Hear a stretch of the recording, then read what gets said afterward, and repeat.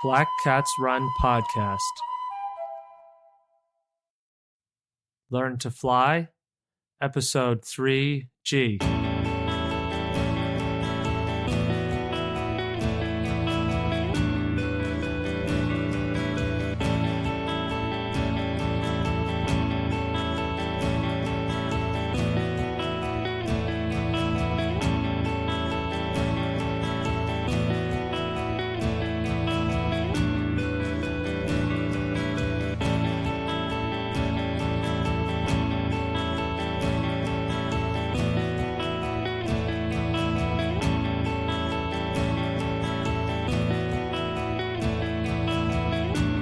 We're getting further and further forward in this grand arcing episode. We're trying to figure out if the things that we're employing to get off the ground and try to increase our speed, our power, our aerobic capacity, our endurance, all of these different things that we think of when we think about performance and endurance sport.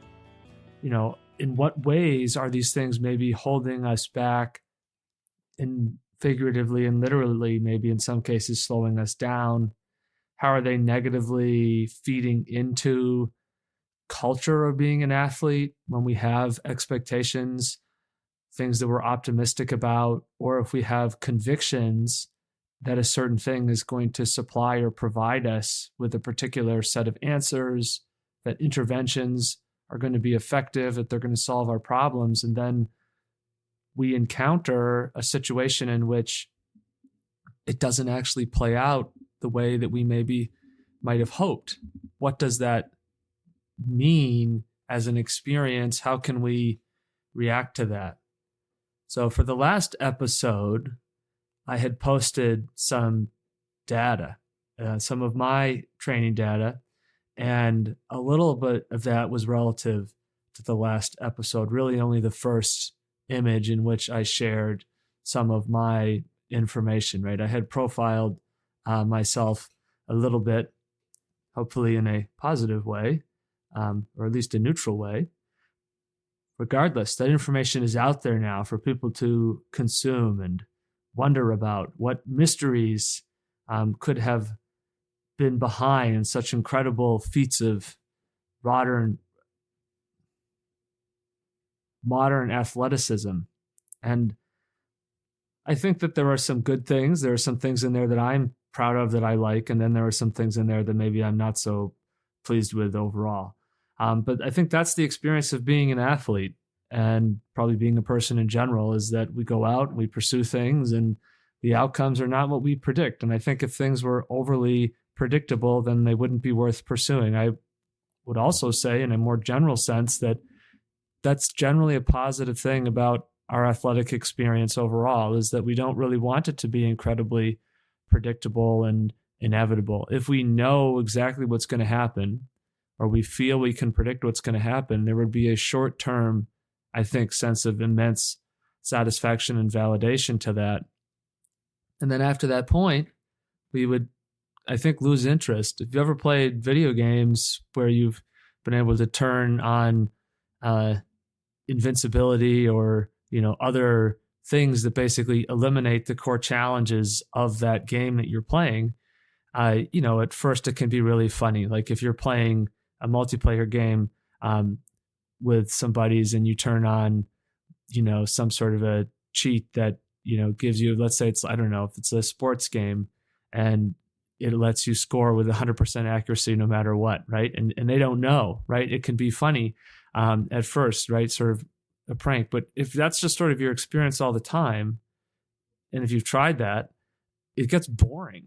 It's not interesting because there's no problem to solve. There's no puzzle that we're trying to figure out anymore. It's just inevitable. The outcome is inevitable, and inevitable outcomes don't engage, I don't think, our interest. They're just not fascinating. It doesn't really require anything. And I think this is where we see sometimes the athletes, like at any level of sport, but this phenomena is more common at lower levels of sport.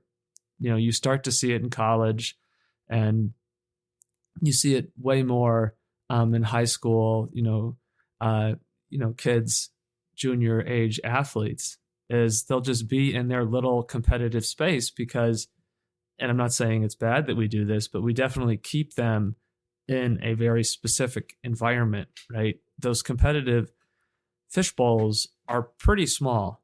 There's really not a lot of space to go out and encounter the actual level. And, even at the high school level, the reality is the distribution of people who are currently displaying a capacity to do a sport at a high level or are performing at a high level just simply aren't really encountering each other very much. And that becomes really impactful. It means that there's basically no challenge for these individuals. And that idea of challenge and what is the right level of challenge, and is it possible or realistic or fair to be in that right level of challenge all of the time, that might be an environment we try to create for ourselves when we get better. But then we're going to go out and we're going to encounter real challenges, whether they're the challenges of a game, of a race, a series of races, some other kind of adversity in life. And we have to figure out, or we will, I should say, maybe figure out through that engagement whether or not what we've learned how to do is useful. And when you have people who are in situations where it's too easy, where it's like they have the cheat codes on all the time, people get bored and they quit, and you see people not engaged. And you could relate to flow psychology. I don't think that these are new ideas, but I think there's just so many ideas out there now about all of these different kinds of aspects of, in a general and cliche sense, the human experience, that I think it feels like we're constantly rediscovering these things because it's challenging. It's an intellectual, juggling performance to try to keep track of all of these ideas at once. And you can sort of learn something at some point and forget about it and come back to it. But the flow psychology stuff is not something that's new. But I think for a lot of people, it feels new because they haven't had a context in which they've worked with or interacted with that kind of thinking before.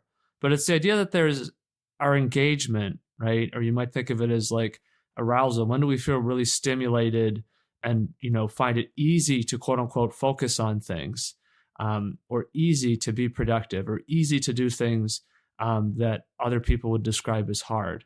That happens when we're in a state where our level of skill and the level of challenge are balanced. And if our skill is sort of sufficient to the challenge, but is being stretched, where we have to like really apply all of our skills, that's kind of what it looks like when people can be really productive and will seek things out that are challenging and difficult. So the predictability aspect of an outcome, it can't be too high. And I think one of the cool things about endurance sports is because the racing of all, if you think of sport in general and athletic competitions and game in general and culture and society, I think that individual endurance sports, because of the level of fatigue that they incur as a result of people, or that people incur as a result of competing in them. And then you think about, what that looks like for other sports or games. The fatigue is just so high for the endurance sports that, you can't compete in them as frequently as you can in other things. And I think that actually is maybe a factor behind a lot of that engagement and interest. And so when we look at that, and then we combine, with that, the variability of our own capacity, which we're going to talk about more in this episode. And we talked about a little bit already too, but that variance combined with the infrequency of these things, I think creates a really compelling puzzle. But it can also be super frustrating when, you have limited opportunities to try to solve that puzzle, or to try to at least get that feeling of, I at least want to snap a couple pieces together, right? Maybe it's not all maybe magically going to come together at once. And maybe that's good, because maybe that would be falling into the trap of it's too easy and we're not engaged.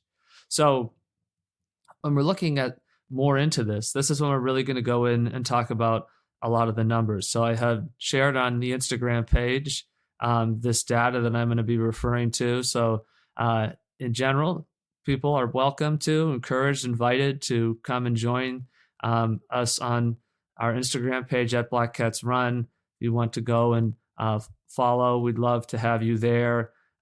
Space for dialogue, space for people to share their perspectives and ideas, things that they want to hear us address in the podcasts, future episodes. And you feel like sending us a DM or letting us know what you're thinking about as you're listening along with the podcast. We'd love to hear from you. But this data, right, is on there. And so you can specifically go and you can take a look at that so you can see what I'm talking about as we're talking through this, because we're going to get specific in a sense that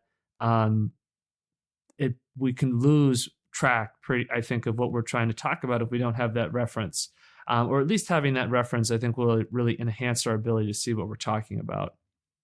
So we had sort of profiled, just a quick recap, right? This idea that there's variance in what happens day to day, and for me, I just had an experience, and this is not unique. This happens all the time, so it's not difficult to think back to find one. And the fact that it happened just yesterday into today, I think is, indicative of the frequency. I think it probably happens once or twice a week. And I would imagine other people can relate to this feeling. Or if they think about this, they might start to see something that they've experienced in a different way and kind of will discover that there's a commonality of experience here between what I'm describing and maybe stuff that you've described. But yesterday, I did my 60-minute run and 60-minute ride. And you'll see also on the Instagram post that one of the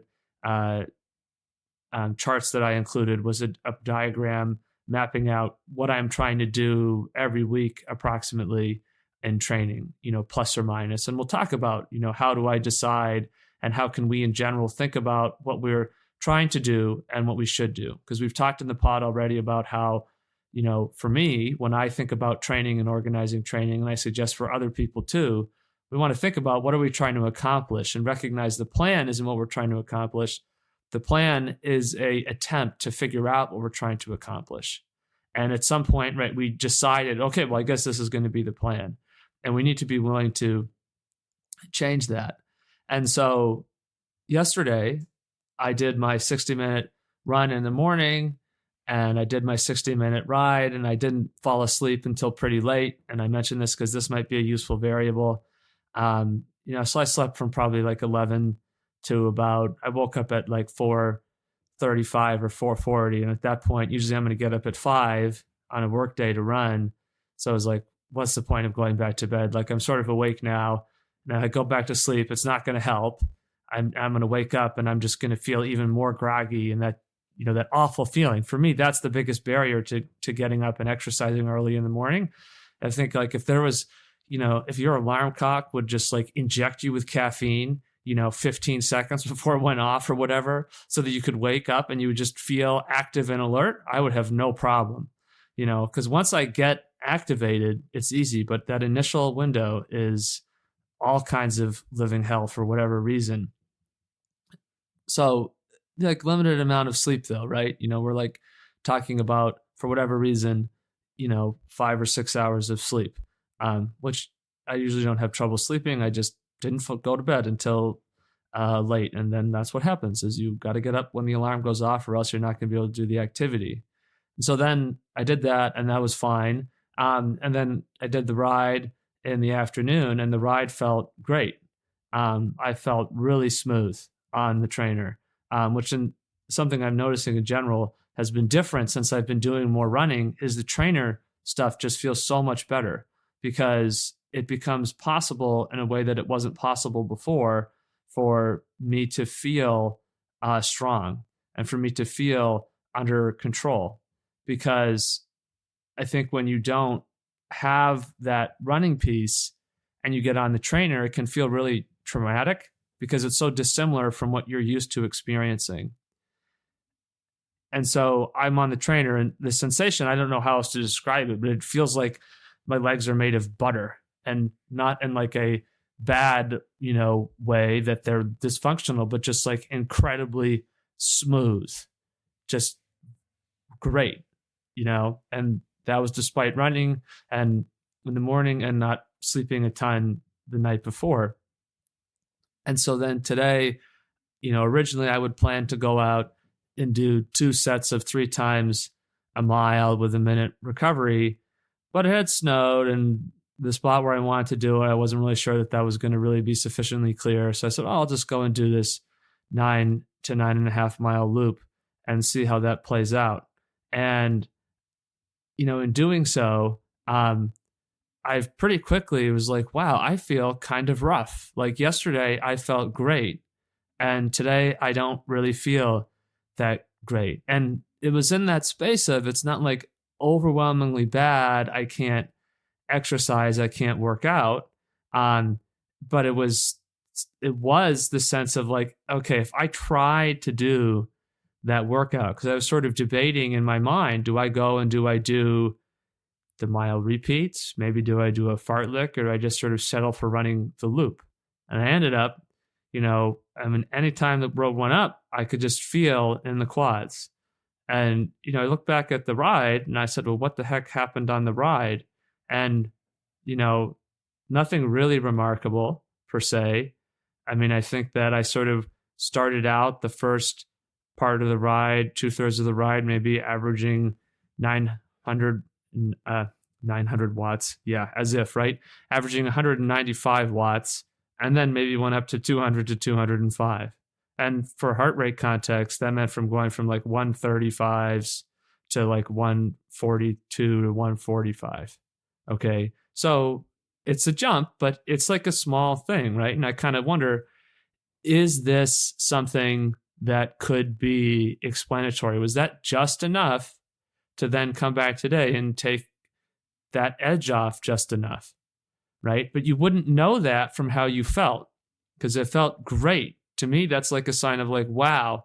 And is the reaction to that to sort of be like, okay, well, I guess I can sort of lean into this feeling, because and for me, a big part of doing these activities is I like feeling good. But one of the dilemmas that happens is when you do feel good, you just sort of want to soak that up. And it can be really difficult to try to be patient and say to yourself, well, I can save this and I can do this other thing that I want to do tomorrow or the next day. Or if it's a race, right? How do I save this? And I think there's this sense of, if I feel good now, I want to sort of lean into that. And that maybe just going, now this is a hypothesis, and I don't even know to what extent I necessarily think this would actually be the explanation. But one hypothesis could be that, well, if it had stayed at 195 watts, or if it had stayed 134, 135 beats a minute, maybe I would have gone out and I would have had that, continued to have that smooth feeling, right? But at the same time, I wouldn't think, based on my power profile, that adding 10 watts, right, up to 200 to 205, I wouldn't think that would have any kind of adverse effect. But again, like variance, and where does that variance come from? Does it just take that little bit for me to sort of bump me off of my equilibrium? So when we think about that as an example, right, and then we try to understand what's going on. So if we look at these charts, and I'm looking at the 6th one here is what I'm referencing. So those of you who are following along, I'll try to point out or refer to those. This is where I went up and I did a run by where I said the Daniels running formula, which is just one running formula, running method. There's a lot of others that we could have picked. I picked the Daniels one because of what I think it sort of represented historically. And I do feel that it was a catalyst for increasing publication and systemizing of this stuff. And that's in 1998. And then I think as, digital technologies and internet stuff has just become more and more popular over the last decades, I think, the idea of these calculators and stuff have become popular. There are so many running pace, watt calculator things out there, and they're all sort of different versions of the same thing, to the point where you can say, does it even matter? How can I differentiate? And if you don't have a lot of knowledge or long practice or some other version of expertise, if you will, it's really hard to really tell the difference, right? And then you realize at some point you're just in this marketing maelstrom of people throwing these things out there, and all this, study shows this, and all of these things that are just designed at the end of the day based on whether or not they draw us in, whether or not they increase, consumer, as we say in economics, whether they increase the determinant of consumer taste for a product. And we start to get further and further away from what's actually maybe helpful or useful from an athletic performance perspective. So, right, we settle on the Daniels model because of, I think, its sort of position in that timeline of development of those sorts of things. And then I also used Coogan's 7 cycling power zones, because I think Coogan's 7 cycling power zones are also kind of a benchmark type thing in applying and making use of power meters. And I think that the zone conversation is something that continues to expand. And I think that we're just going to see more and more discussion and reevaluation of that on the rise of Gustav and Christian, the Norwegian triathletes. And then I think the reality is that Ingebrigtsen and people in his sort of cohort training space are applying some of these same things, but for whatever reason, I think that's lagged a little bit in terms of getting caught up in terms of the dialogue. And part of that has to do with how do people look at that stuff. It also might be that in triathlon culture, there's just more mass participation. Like more people do it. It's accessible for people who aren't either in a particular age group or at a particular like elite level. Whereas the reality is, and I've, said how I think it's sort of a bummer that it's become like this, is that there really aren't track meets put on for, the general athlete, if you will. I think that limits our interest in trying to really understand the nuances of how they train. So unless you are a track athlete, actively competing middle distance runner on the track, right? We're not told to look at people unless they're doing what we're doing, right? So those are the people who are going to be interested, the people who are competing over the same distances. And then, the coaches, people who are coaching people to do those events are the other group of people who's going to be interested in this. And I don't think that's bad. Like, I'm not criticizing that, but I think structurally, behaviorally, we need to recognize that means it's only going to be engaging a much smaller group of people, and the conversations there are going to be smaller. And and then of that population, the overwhelming majority is it's applying to high school athletes and college athletes, college coaches and high school coaches. And the athletes are, when you're at that point, you're at such an early stage of your experience in this stuff. If you're somebody who chooses to stick with it for the long term, because you develop an abiding interest and you develop that positive or a more positive relationship with this stuff. And I think that conversely, when we think about, the coaching differentiation, I think a lot of coaches end up feeling, especially when you're in those environments, that they have their system and that they already kind of know, and they move toward this mindset of like, well, the athletes who aren't succeeding here are outliers, right? That I have had, this All-American, this one time I had this All-American runner, so I know everything there is about coaching. And then it becomes possible to position your mindset into just dismissing everything instead of recognizing, wait a minute, maybe these All-Americans are 1% or less, of the total, maybe say we're talking about this, let's say in a running context, of the runners who've come through my space. Maybe those people are the outliers. Maybe they would have been All-American anywhere they went. And maybe I don't really know. But it's easy to look at athletes and say, especially when you adopt a path of discipline mindset and say, well, the athlete's the problem. They're lacking in this, they're lacking in this, they're lacking in this. And you can just go on and on and on. And all of those mindsets prevent you from really wanting to explore more. So we look at a really narrow space. So I think, though, that the Gustav and the Christian stuff is going to increase this dialogue. But I think it's still historically important, even if it's maybe a shorter historical scale than what most people are going to think when they think about history. It's still important to kind of look at one of these more original things, because that's kind of what we're doing with the Daniels running formula. And then I've contrasted this with, and I hope that this table is easy to interpret what I was trying to do with this. I've contrasted this with my numbers.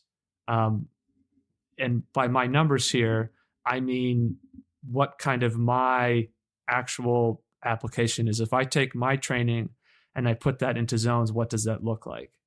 Okay, so that's what we're depicting on here, and that's in the Black Cats run column. And then there's 4 columns, and then there's sort of 2 larger columns, which one is the running column, the other is the cycling column. I also think it's useful for people who just cycle or people who just run, and maybe you have this kind of thought process either that these 2 sports are totally different in terms of how they train, or you haven't really thought about it and you would just sort of assume that they're different because they're not the same sport. But there's actually a lot more similarity than you might think. But then the differences are greater in some ways than maybe you also might think, if that makes any sense. And we'll try to expand on that. So what you can see here initially is when I go and I look at, and I don't actually necessarily, this is sort of an exercise for me because I don't actually have, a formal concept in my mind and say to myself, well, today I'm going to be in this one of my customized zones or this one of my customized zones. And I've experimented with different things, but, and I've tried to apply models. In high school, I was, one part of the year with one coach, we were sort of supposedly trying to implement the Daniels running formula. Talked about that before on the pod. And then on the Coogan stuff, when I first got a power meter, I started hearing, wow, power meters just totally change everything. And then it was one of those, a friend of a friend, right? So a friend of mine shared me some story from a friend of his who said that getting a power meter is the single biggest thing you can do in cycling. And I hadn't really gotten into the power meter stuff or understanding that at all. And I was like, okay, well, it tells you how hard you're riding. I could see how that could be maybe that could be really helpful. And I got the power meter, and I think it's been really interesting. And I feel like just from a experience standpoint, Strava standpoint, it's cool to see power. It's kind of like in running when it's more representative of like the idea of pacing, and you can see these long-term trends. And I think the value of something like power in looking to track improvement is definitely valid, and it's definitely significant. And I definitely think it's something that's worth considering for everybody. But how valid is it in that short-term day-to-day process? I don't know. And what you can see here is that when I try to think about, well, if I'm going to break my training into zones in the way that, these models and these systems do, what do they kind of look like? And to what extent do they overlap with the formal example within that sport? And to what extent do they, overlap, across these different sports? And what we see is the concept of the easy pace is really the point of agreement. And then, even then, there's some confusion. And then there's sort of some consensus on the idea of steady aerobic zone 2. I feel that zone's there.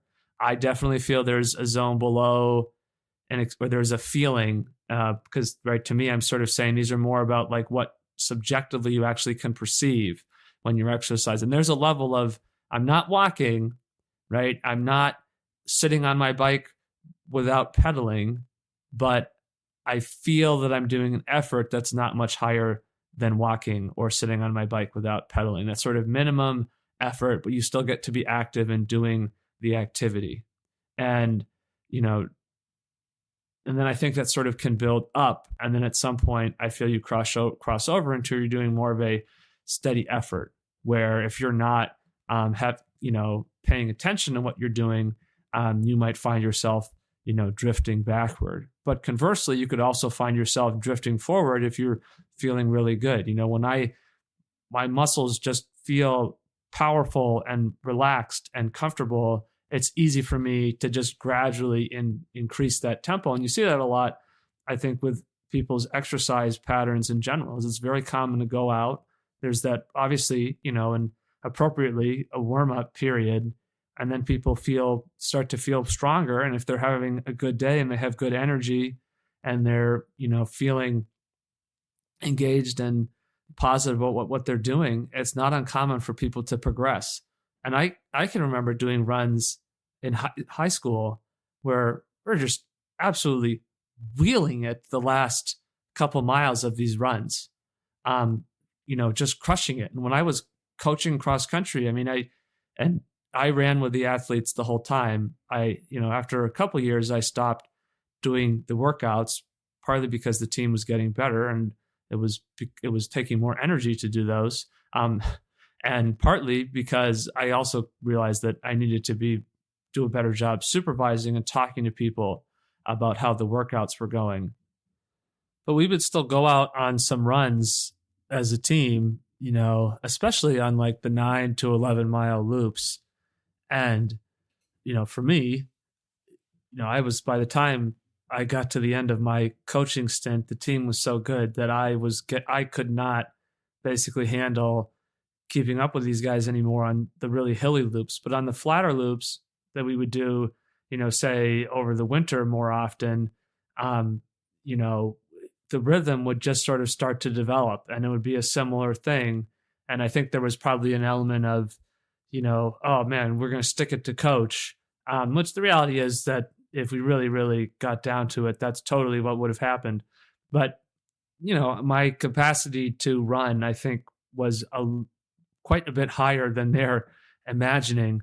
Probably because the reality is, right, most coaches are not in a position with their own fitness, to say the least, to actually go out and do the kinds of training they're assigning the athletes themselves. So, but in that environment too, it was just getting out there and, it sort of get out of control sometimes. And for me, it's, hard to hold back. In aggregate, I don't think it was detrimental, but in the short term, it would introduce this kind of variability in fatigue. But we didn't really try to, lock that down, and that was a part of it, is like, well, we're feeling good. We want to feel good. That's important. And I think that in pursuing that kind of a process, you start to then also further realize, how useful are these zones really? So for my concept, I define my kind of regular, easy aerobic kind of recovery effort, I think now is maybe 9:15 to 10:20 pace per mile. Riding, I think I would say maybe 120 to 160 watts.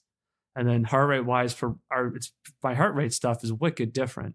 So the Daniels running and the Coogan thing suggests sort of somewhat more similar zones, because it's just right as percentage of your lactate threshold heart rate. And my lactate threshold heart rate for cycling is about 10 beats lower than running. And that's not uncommon, by the way, for there to be that kind of a variance. And I wonder if that is informed by whatever activity you have done the longest, if you have a greater level of efficiency. And on the bike, and I think I've said this before on the pod, that on the bike for me, it's like my leg muscles just start turning to lead before I reach the kind of anywhere close to the level of sort of oxygen debt and running. And running, it just feels like, man, if I could just get more oxygen, I could go faster, or I could hold this for longer. So it's a different feeling. And I wonder if the variance in lactate threshold heart rate has anything to do with that. And it might not, right? We should acknowledge that that's just total guesswork on my part. There's also some variance for me between the power and the modeled power. And I think a part of it is that when I go out and I'm exercising, if I'm trying to feel good, and I'm applying that concept in the way we've been talking about and trying to get at in the podcast, I'm not applying necessarily the same kinds of zones. When I think about my cycling, for example, I feel that there's an easy zone, which I'm saying for me is 120 to 160 watts. There's a as I think that I like the zone 2 is kind of a phrase that sticks in my head. And I think that's that kind of training that just lacks a common word. So I've continued to apply that, even though I don't necessarily think of my other sort of differentiation and training intensities by their assigned zones or what have you. But that zone 2 is 150 to 180 watts. And then I say for cycling, there's what I call infralactate, which I think of as being below lactate, because I don't like and I don't necessarily think that working directly at lactate or at the 4.0 level is really that effective. And then that's interesting because I had reached that conclusion based on some other thinking and some experiences and some evidence through my own coaching as well. And then, the stuff with the, well, you want to train at, 3 millimole, or that's more accurately the threshold, that's starting to come forward through Gustav and Christian and, other people starting to talk about that kind of metric more. It's interesting because I think that what I might have done is I might have sort of arrived at physiologically the same kind of a definable parameter, but I didn't do that through using a lactate meter. I was doing that based on the fact that I wanted the athletes to feel good, because I felt that if they felt good, the work was more productive. And I was doing that based on the fact that the paces that I was assigned for workouts and training was almost always overwhelming and intolerable. Basically, I couldn't do it. It didn't matter what level of mental focus I tried to bring to that. And and then I basically say there's like what I think of as like KOM type effort, because I don't do intervals outside on the bike. I'm not saying that you shouldn't do that, but it doesn't work for me. I don't live in an area, and I would imagine most people don't live in an area where that's really convenient. And if people can go out and they can do that, that's great. But the terrain around here is really, changeable. And I feel if you go out and you just ride steadily, you're naturally, and you just allow yourself to ride up all of the different short, punchy climbs around here, right? There's just tons and tons of climbs that are, between 100 meters to a mile long in some cases, just all over the place. And, I design the loops based on that. And so to me, it's like KOM effort, this sort of like fartlek, go as you feel. If you want to go harder up this, go harder up that. And then sometimes, pulling back. And that's something with my brother, who can really go out and light it up on a lot of these segments. You can get sucked into that and it's fun, but it can also, you can, end up spending a lot of energy in a lot of different ways and, trying to think about keeping that under control and trying to maybe stay more aerobic and not just going so hard that you're no longer engaging that aerobic system is important. But right, you compare that. So that's basically 4 zones that I apply for that. And you can see, right, the Coogan's 7-zone model, right? I mean, by its title alone, it has 7 distinct zones. And where I do overlap, like my zone 2 is below the Coogan zone 1 suggestion. And then, with the lactate, when you get closer to the lactate threshold level, and that's where the models say, this is what's most productive. To me, that's where I fall off a cliff. And I'm like, no, I can't. This is rough. I can't sustain this. To me, it's like doing a race, except I don't want to be there at all. The level of engagement is totally flat. Now, having defined this, there's these other charts that I've displayed here. And this is where you really basically want to be able to see this, or else it's just going to be, the meaning just becomes so much more obvious. But I got a lactate plus meter as I was getting interested in the lactate stuff. My brother had done a lactate test with somebody, and it's one of those things where, physiological testing. I'm like, that could be really interesting. That's like $500. And I'm like, okay, I bet you can just buy, and he described the test. And I'm like, okay, so you just get the meter and you just do the blood prick. And you see that, by the way, if you look at, say, like Lionel Sanders' more recent stuff with him working out, They show, right, that they just boop, go over, they do it in the earlobe. I do it on the fingertips when I've done the step test, but I don't test it in training because that's just inconvenient for me to do that myself. And I don't have anybody that is willing to follow me around on a scooter or in a car and randomly pull over and check my lactate. But,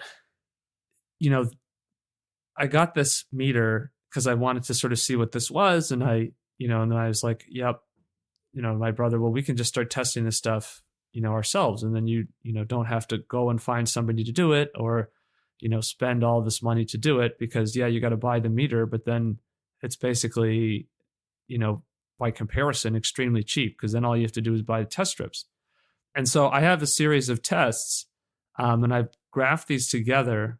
And the tests run from end of December of 2018 to the very beginning of November in 2020. So that's, I think, about a 20-month period. And the change, I think, is pretty impressive, to be honest. And I don't say that necessarily in a self-congratulatory way, but I went from, over that 20-month period, from a lactate threshold of about 265 watts to about 350 watts. Now, I don't really know in running terms, I always think of lactate thresholds as being like, what can you run for a 10-mile road race, or a 10-mile, maybe be more specific would be doing like a 10-mile race on a track.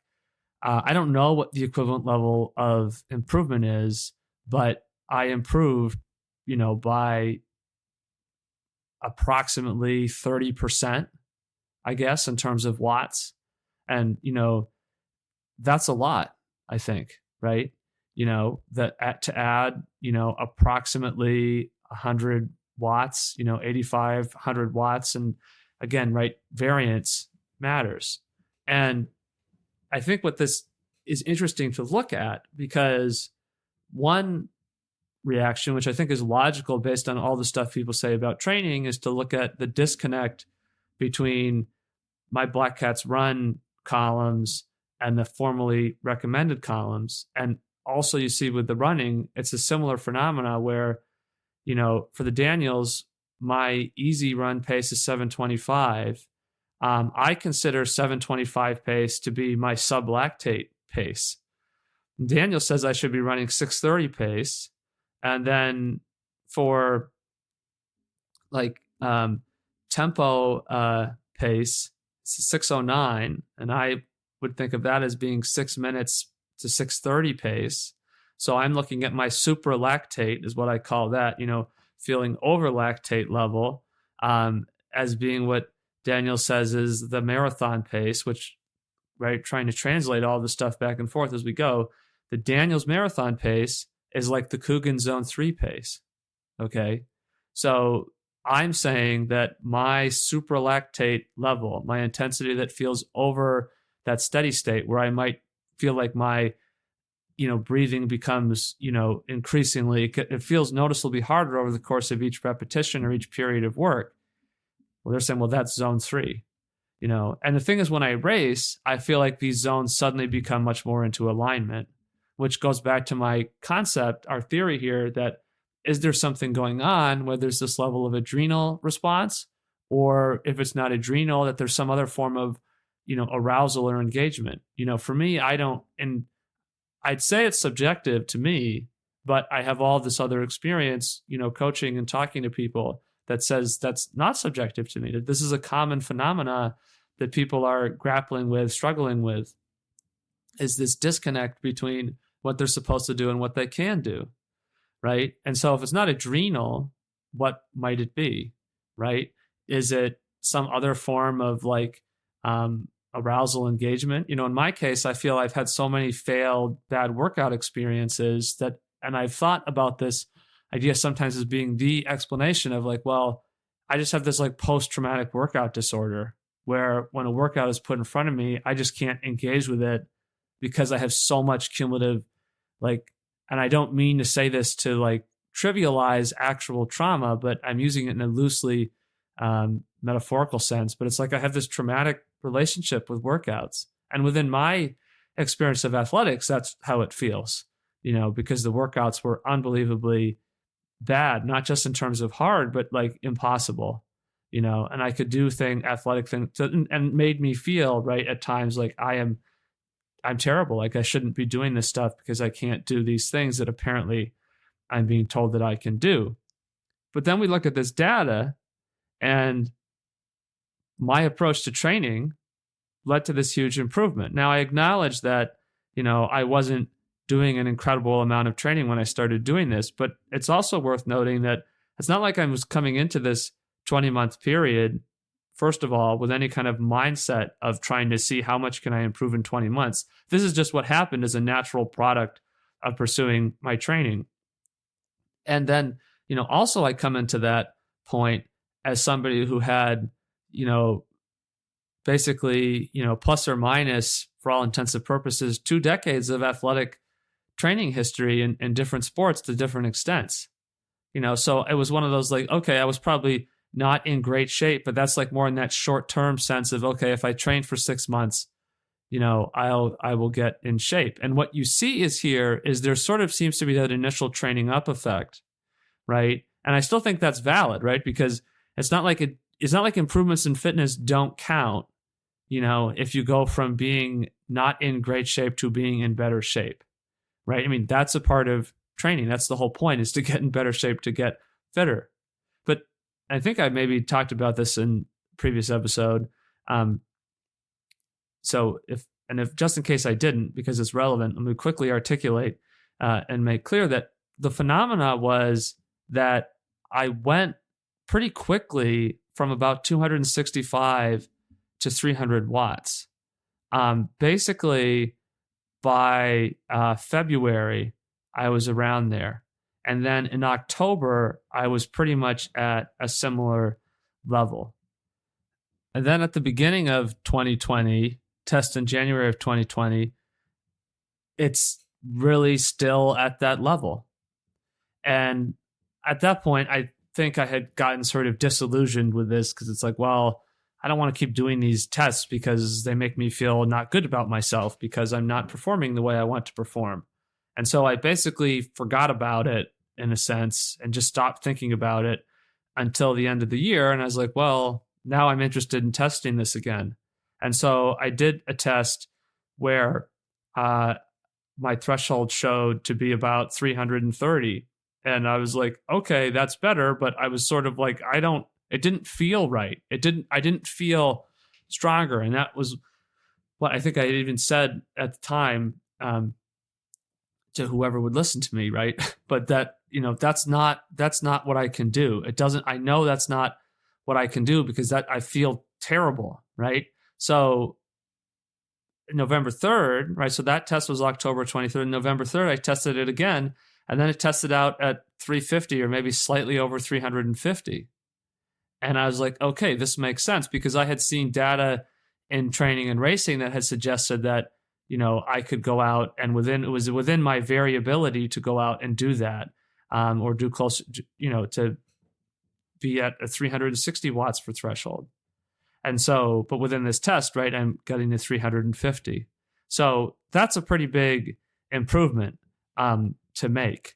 And you also see, and this is limitations of different kinds of data, the heart rate stuff, you do see a change in the heart rate where you are having lower heart rates at higher watts too, right? So that's the point. But the changes are more subtle. And I think that there is variability in power. And I think there are probably more factors that can impact cardiovascular variability. But then I also just, when you just focus on the first test and the end test, the difference is pretty significant. I mean, in the step test, I could not get to 350 watts. When I got to 300 watts, I was at probably about 7 millimoles of lactate. And then I conked out at 320. And that's one of those things where it was so intense, you can still clearly remember it, and that's a sign of how hard it was. I conked out at 11 millimoles. And then at the test in November, 20 months later, I'm coming in at the same point where I was at 11 millimoles, 320 is now my aerobic threshold. And to put that in context, in a running sense, but I think also just elucidating for everybody to think about it in this way, that's the equivalent of taking a effort that would be your like zone 5 to maybe zone 6, your sort of interval to rep or economy pace, and turning that into your zone 3 pace or your marathon pace, right? So that's a pretty significant change. And so these things that I'm talking about in terms of training are things that I've done with myself, who has never demonstrated being some sort of like quote unquote, talented athlete. If we take the definition of talented athlete again to be this idea of, somebody who's just going out and doing just really awesome things and, just blowing the doors off in competitions and improves really rapidly and is a really high responder to training. But in this training protocol to make this improvement, right, I'm basically adopting these things. Now, this chart for my Black Cats run columns for where I kind of feel my approximate paces or efforts are for this stuff right now, that's not what like the paces were all along. That's just where I am right now.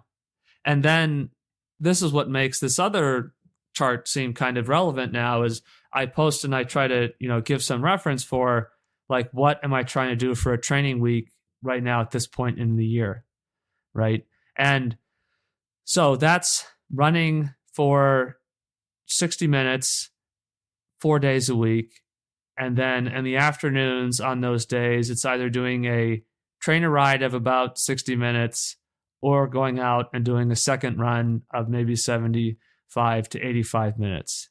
And then I have a long run, an over distance day where I try to do gold standard run, which for me right now is 17 miles. Try to do about 700 feet of climbing. Then I come back, I ride the trainer for an hour, and then I go and I squat and I deadlift. And then the other 2 days of the week are the days when I try to do maybe more specific work. So I'll have a day where I'll go out and I'll run for, warm up, and I'll try to do, as I referenced earlier, one of the workouts I've been trying to do is 2 sets of 3 times a mile with about 100-meter jog. And I consider that to be infralactate for me.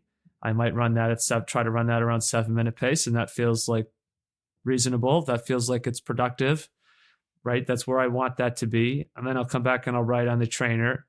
And then the last day of the week, and these are not in the order that they happen, the workouts, the harder days, right, are more spread out.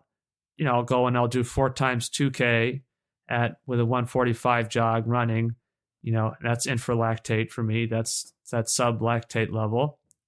And then I'll try to come back on that day and I'll try to do some repetitions on the trainer. One of the things that I might be doing is, 5 times 4 minutes at also infralactate.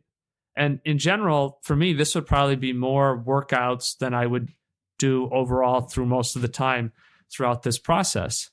And what's interesting is when I got the lactate meter is I was initially really interested in trying to understand, well, how can I make use of this? And so I started designing these workouts for myself. And at that time, I was only riding on the trainer. See, so that's important to contextualize this because number one, I think it made it more possible to do this stuff. But number two, I also think that it's important to remember when we look at what was my scale of improvement and when did those improvements happen? Because I didn't show this, maybe hypothetical X watts per month steadily and then a regression during a recovery period of the year and then resume at a lower level, but still higher than I was 12 months ago and follow some sort of very nice arithmetic progression. That's not what was happening.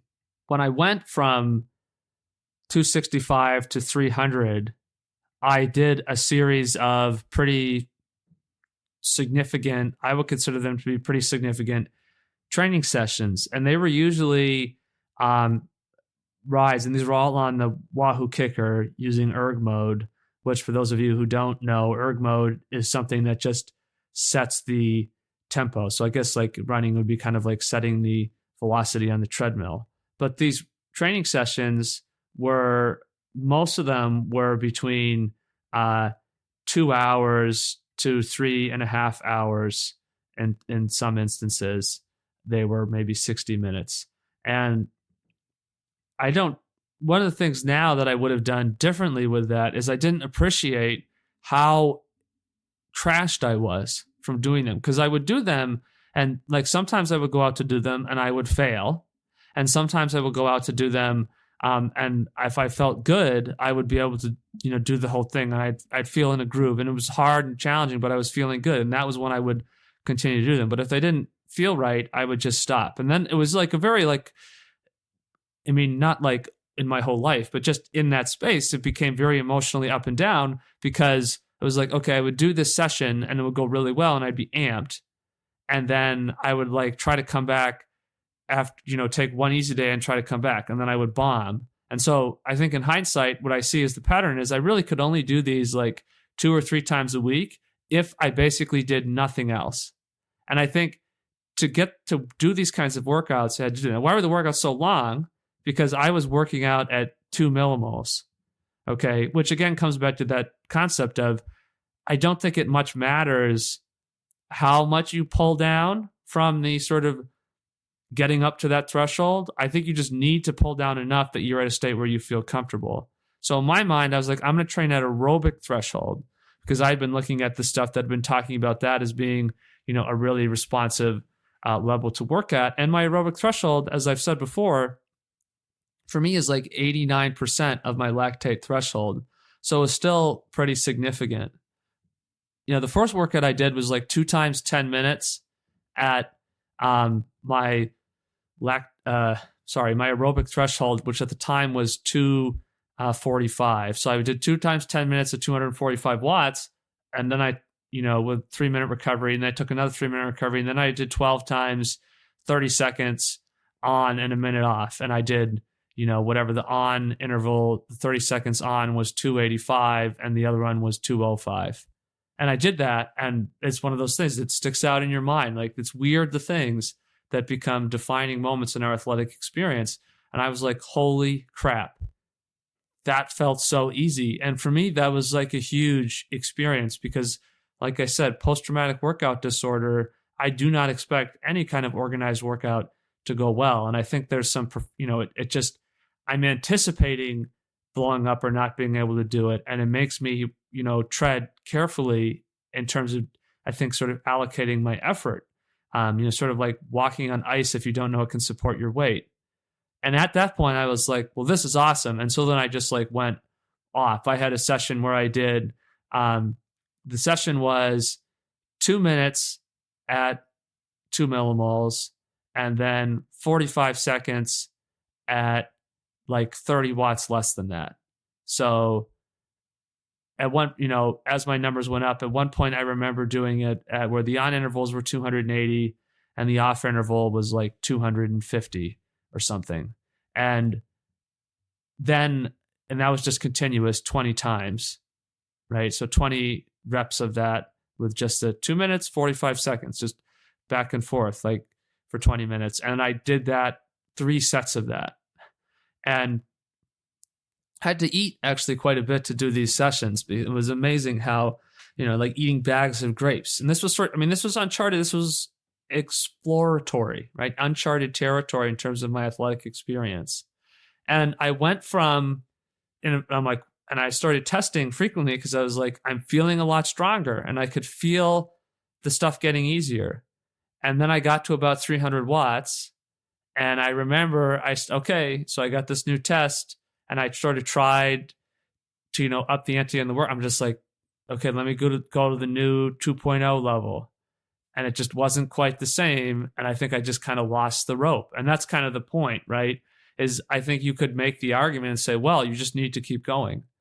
But that would sort of fall in the idea of like, I could have kept going. I just lacked the mental skills to do that. Or what I would say is, isn't the whole problem with this stuff that it's just really not sustainable because it's too much of a roller coaster ride?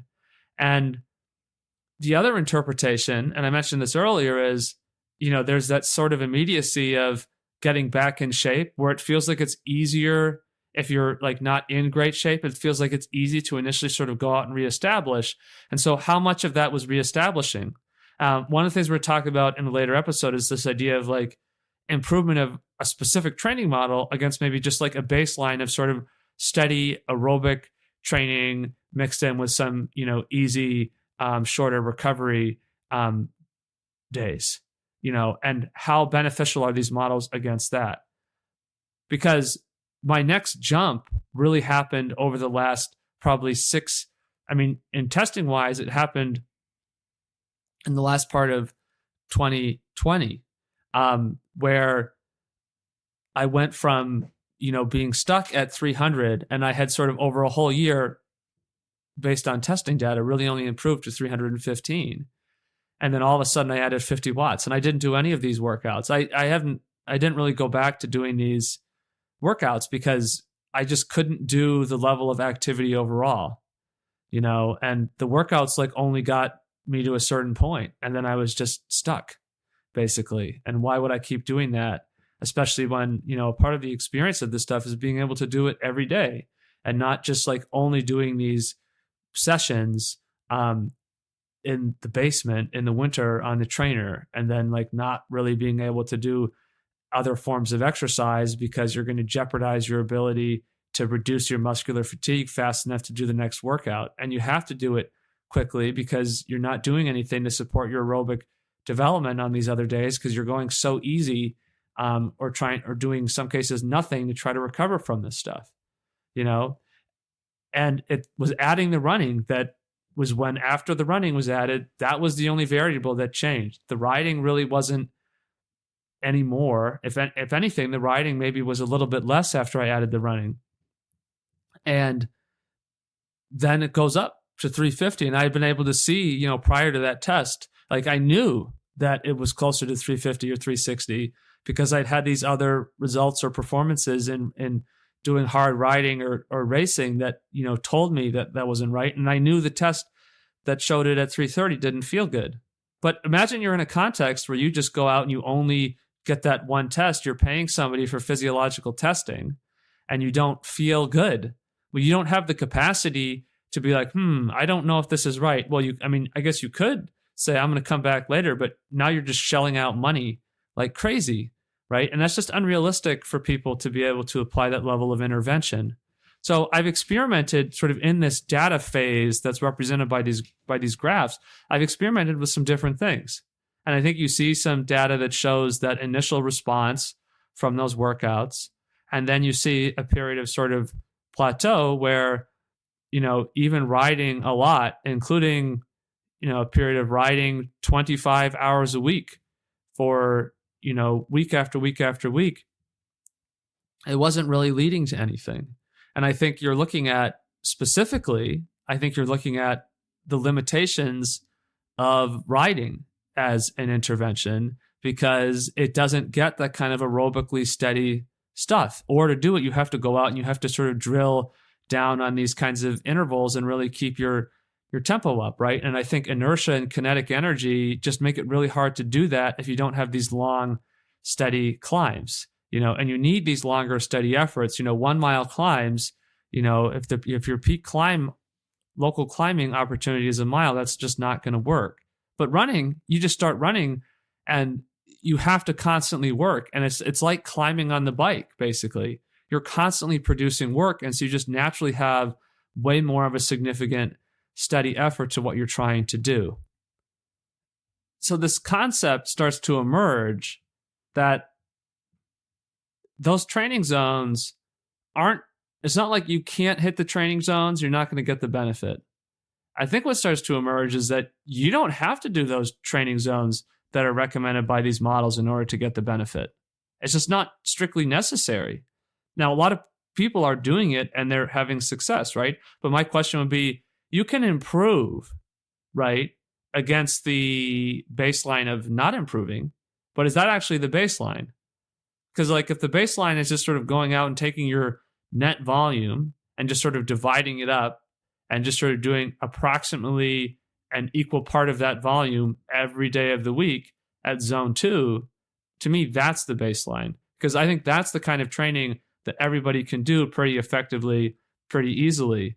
And, with the high intensity stuff, it's just, I can't do it.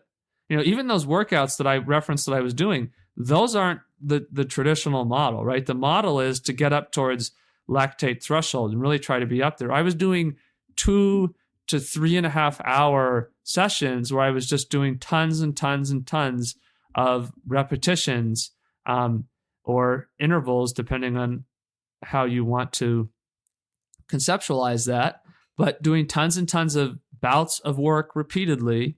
I tend to lean towards repetitions. I think repetitions maybe are a better form of training in some way than intervals. But, I'm doing this and I was doing it like way below that, right? So I wasn't going out and doing 8 times 5 minutes or 5 times 6 minutes at, VO2 max, or doing, 2 times 20 minutes, or doing 5 times a mile, or whatever some of these classic or iconic sessions, the sessions that supposedly work. And that's one of those things you see with Jack Daniels, is it's a very narrow definition of what are the possible workouts. And the models point you to that conclusion. And I also see a disconnect too from just how hard my heart rates experience in both disciplines, how hard I experience working at different heart rates. So, I posted on the Instagram my threshold, my benchmarks. So in running, my aerobic threshold heart rate is probably about 177. In running, my lactate threshold is probably about 192. And in VO2 max, it's probably about 213.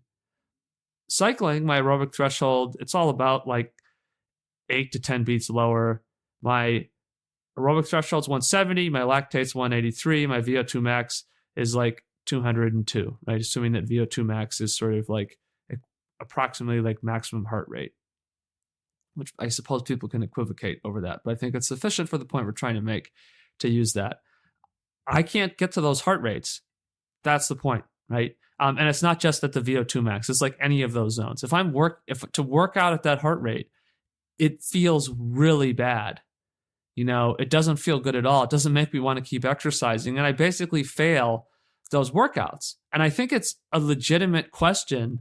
I don't think it should be a legitimate question, but I think culturally, because of the perceptions that we have about this stuff, I think it's become a legitimate question to ask, well, why can't you do this? Are you just, a pussy? And I think that the answer is, I just don't think that that's true. And many times in my athletic experience, I've questioned, am I not mentally tough enough? Can I not handle adversity? And I think that it's inevitable. And I think most of us have done that, and the important thing is that this is a safe space. Okay. And if you have ever felt that you've lacked that mental toughness, I think it's okay. And if you can't acknowledge that, you can't do that. And I think about some of the experiences I've had. So, this year alone, when I did the Unbound 200, I started cramping, not like side stitch, but Charlie horse level. My muscles are locked up after 40 miles, and proceeded to continue to ride the whole race, like with that level of cramping in my quads and hamstrings for 9 hours. And my cleats were totally busted and just stopped clipping into the pedals. And I kept riding, and everybody else is out there too, doing the race and experiencing that hardship too. I don't believe that I set myself apart necessarily from anybody else's experience. Like, I don't think that somehow my experience is more legitimate because I have cramps, but like, I had cramps. And if you've had that experience, like, that that's really difficult, right? Your muscles are basically not working the way you want to. And I didn't do it because I thought I was being an animal. I was just like, well, I came here, I want to do the race. I'm not going to not finish the race. And I kept going. And it wasn't like I was lagging. I think my pace depreciated a little bit, but my pace didn't really depreciate until the cleats, got messed up and I just couldn't really use the pedals properly. And that's sort of like a mechanical transference of force thing. So it's like I do stuff that's hard, and I look at that, I'm confronted with that evidence. But despite that, I still question myself. Today I go out and I do my run and I don't really feel the way that I might want to. And it's like, the reality is I did the most productive thing that I did, on that day. I couldn't have done anything more productive because I couldn't have done it. It wasn't in the wheelhouse to execute that. And, my goal isn't to exonerate myself or, self-therapy away my feelings of whatever about, not being tough enough. I'm pretty much beyond that, but I still, wonder at some times of like, well, am I doing this? Am I pushing myself enough? Or is it okay that I'm listening to that? That's sort of more where I'm at. And I think that that's probably more representative of where most of us are. That most of us kind of know really what we can handle, and we don't need to, we're not having an identity crisis about that, but we're maybe wondering, well, what's informing my experience right now? Is my desire to slow down, is that because I should? Like, am I actually working too hard? Is this actually how this is supposed to feel? Right? Or do I need to lean into this effort? And I think a sense of understanding, like people will push themselves really hard if they think it's going to get them where they want. And I think for me, my perception of this isn't really beneficial, does inform some of that experience in training. And I have mounting evidence, personal, anecdotal, coaching, and also, as you look at things that people are publishing, you can start to see this. And the physiologicals don't work because they're too hard. Okay? Like for most people, they're too hard. And constantly people fail. And I think it's more than a recovery issue. Right? It doesn't matter how recovered I am. I just can't access that stuff. I can't be adrenal, right? I had that one workout where I was all keyed up in college because I didn't have my shoes and I had to go back and get my shoes and I was frustrated. And so then that elevated my emotional state. And then all of a sudden I'm out there tearing it up. But that's not who I am as a person. I don't go to workouts and get elevated. I think of my first workout for college over the summer, going from senior year of high school to freshman year of college. I did the first workout. It was like 1.5 miles, 3 times a 1.5 miles. And I think I probably ran them at maybe 6-minute pace. And for me, having basically been failing to do any workouts, just doing a workout of any kind felt great. Didn't matter to me how fast or slow it was or whatever. Right. And so in June or whatever, doing this thing and it was, hot. And I was like, wow, that was good. I did that. I felt confident and like that was hard. And I was so proud of myself that I emailed coach and reported. And the coach emailed me back and said, those are supposed to be done at 5:30 pace. And I was just like, screw that. That's not possible. I can't do that. Like I was just doing the most that I could. Right. So, I mean, obviously, there's other limitations in terms of like, I hadn't even met the coach yet or whatever. Right. But, I think hypothetically, so I'm not saying this to brag on coach, but I think hypothetically in that situation, if you just take it as a case study, what could have been done differently? I think we could have processed that and been like, well, it sounds like that's basically for you, all that you can really do. So that's good. That's good workout, right? Congratulations, right? I'm not going to tell you you should have run 5:30 pace. I'm going to say that's really great. And I'm going to encourage you because we've figured out where like your actual like training maybe threshold is, right? That maybe a training threshold is something that's different, right? And even that's going to have variance. But maybe a training threshold is something that has less variance, and maybe it's based more on how you feel, right? Than based on these kind of objective numbers and the beliefs that you have to hit these particular numbers because they are what are going to make these gains possible, right? And then again, you have to stay out of those black zones, those unproductive zones. And, looking at my cycling training too, the point isn't that I suck at training. And if you look at those columns in the cycling one, I really seem to just sort of, break down and have no discipline and don't work out in these zones. But, I hit the numbers, crank the kank. Which is a time trial in New Hampshire, up the Kangamangas. It's 21 miles. And, so you go the first, whatever, depending on who you are, right? Some people might be 35 minutes. For other people might be closer to 45 minutes. but you go that first 16 miles, and then the last 5 miles is the really part of the cake. And I rode hard to there, and then I normalized 360 the last 25 minutes, even with having to get off the bike to put my chain back on, right? And the point of that is, like, there was a disruption, right, where, I could have totally, like in a training session, having to do that, I would have just totally been off, at that point. But I just got back on seamlessly and just resumed the effort. So I think in those contexts, maybe those are the contexts where I am adrenal. And if that's true, I can do the numbers when adrenal. But I don't think the solution is to go adrenal. And we see this with Camden, right? And I've referenced this, but reiterating, because I think this is kind of a key understanding that's setting up our transition to talk about improv training in the next segment.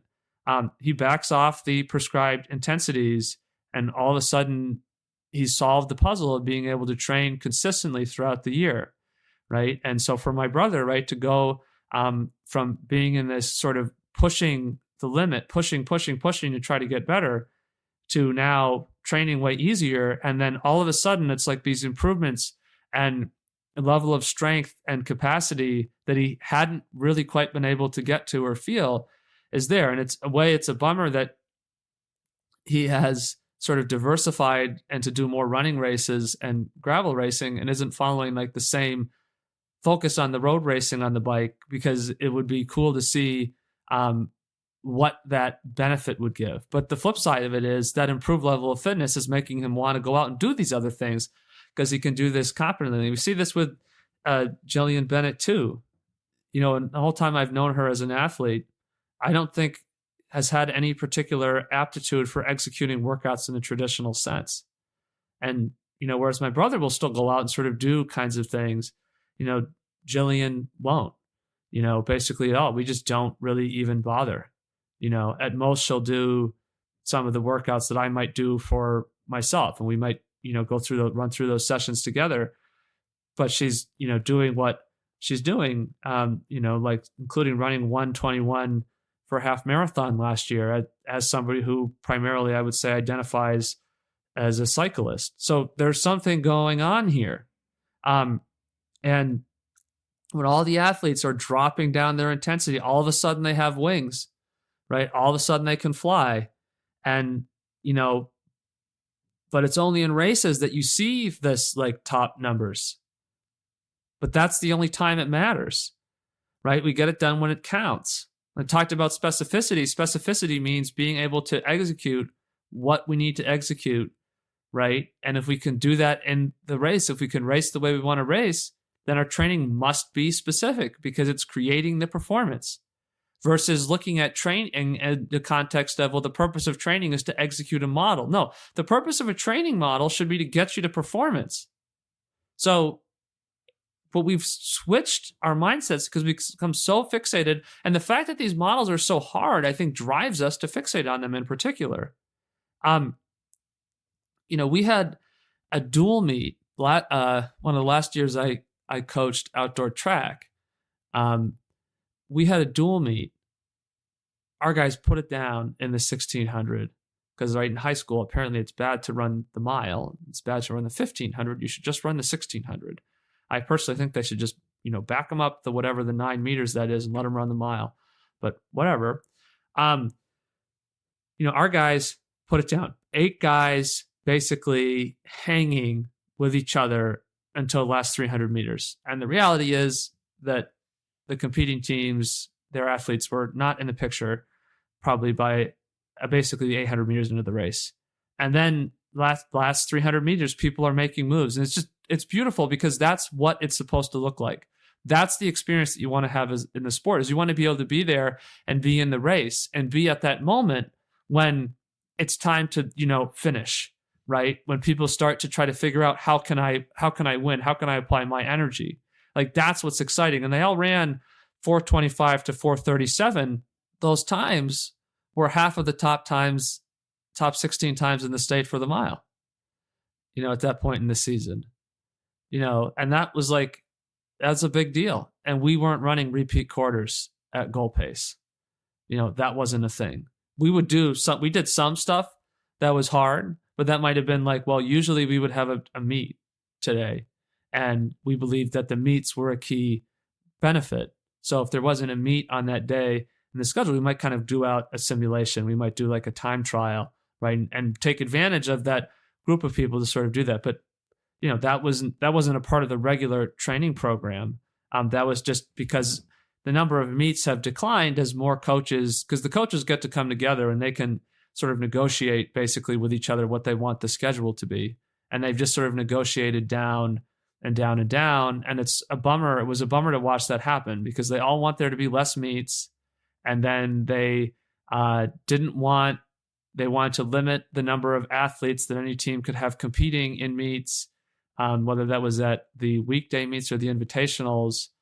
And to me, it's like, again, this idea of, what is the goal here? To just focus on particular individuals, right? And just sort of ignore the collective experience. And I think that goes back to that idea of like, what's our bias, right? And I think the bias is that we think outliers are representative, but never once did I put those milers through a Roger Bannister workout.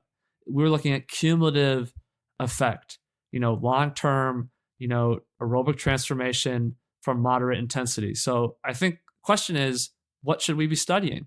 Should we be studying what the kind of, select few are doing? Should we look to the outliers to try to understand what's going on? Or should we try to say, well, what's the experience of most people, right? Again, survivorship bias. Like, why aren't they succeeding? And then maybe look at people who are succeeding without applying the current models, without using the current, concepts or methods that everybody says is so important. And maybe that's where we're going to get onto something that's more beneficial. And that's what we want to try to get into in the next segment, is we want to talk about improv training as we start to close in on finishing this arc. Improv training, and then how can we really try to conceptually understand that, and then actionable. What can we do to try to shift to that or incorporate those kinds of things or get the value that is in there? That's it for today's segment. If you're enjoying the podcast, please feel free to recommend it to other folks you think would be interested. Love to be able to expand the space around the podcast and, use the ideas here to promote and encourage dialogue. If you're on Instagram, we'd love to invite you to come and follow the Instagram page. Use that as a space for that. That's also where we're posting some of the visuals that go along with some of the things that we're talking about and exploring. Also, right, space to share questions, things that you think would be interesting to talk about in other episodes, perspectives that you want to see represented. If you have any resources, interesting books, they don't necessarily have to be current books, but things that maybe help us understand the history of how training has evolved over time, and you can reference those, that would be awesome. We'd love to be able to try to include as many sources as we can in our exploration of this stuff. And if you feel like sending us a DM and let us know what you're thinking and how you're experiencing the podcast, we'd love to hear from you.